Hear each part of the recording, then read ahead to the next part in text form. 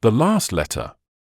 In the heart of a war-torn Virginia, where the cries of the wounded mixed with the relentless drum of cannon fire, there stood an old plantation house, long abandoned by its owners who had fled the onslaught.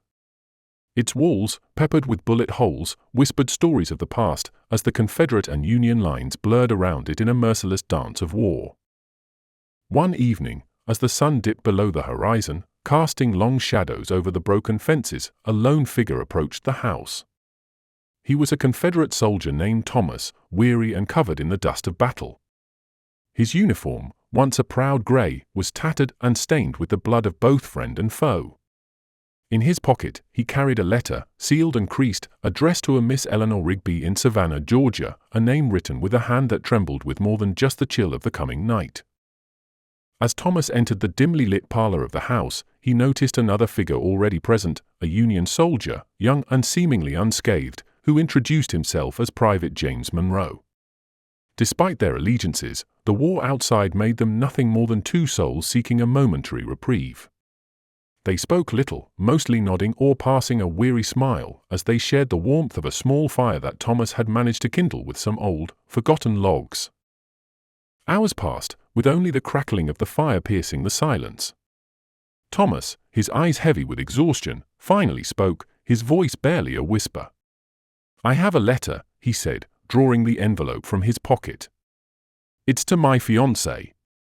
I fear I won't make it to deliver this myself." His hands shook as he held it out to James. "If you survive this and find yourself near Savannah."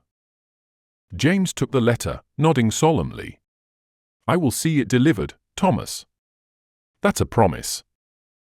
As dawn broke, the sounds of renewed conflict stirred them from their brief rest. They parted with a handshake, the letter now secure in James's coat. The battle lines drew them apart, back to their respective sides, lost in the smoke and chaos.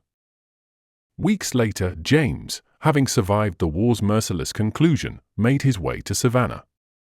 The letter, a constant weight against his heart, reminded him of the promise he'd made. He found the address beneath layers of dust and war posters, a quaint house with a white picket fence, seemingly untouched by the chaos that had engulfed the country. He knocked, and the door was answered by an elderly woman, her hair as white as the lace curtains framing the windows. James introduced himself and handed her the letter, explaining its origins. The woman's eyes filled with tears as she clutched the letter to her chest, thanking him profusely. As James turned to leave, satisfied with his fulfilled promise, the woman called out to him. "Wait, young man. Would you like to know a secret?" Her voice was low, heavy with emotion. "There never was a Miss Eleanor Rigby. It was a name we used in our correspondence network to smuggle information. This letter could very well contain messages that helped end this dreadful war." Stunned, James watched as she opened the letter, revealing not words of love, but detailed sketches and notes on troop movements and fortifications, intelligence that had indeed turned tides.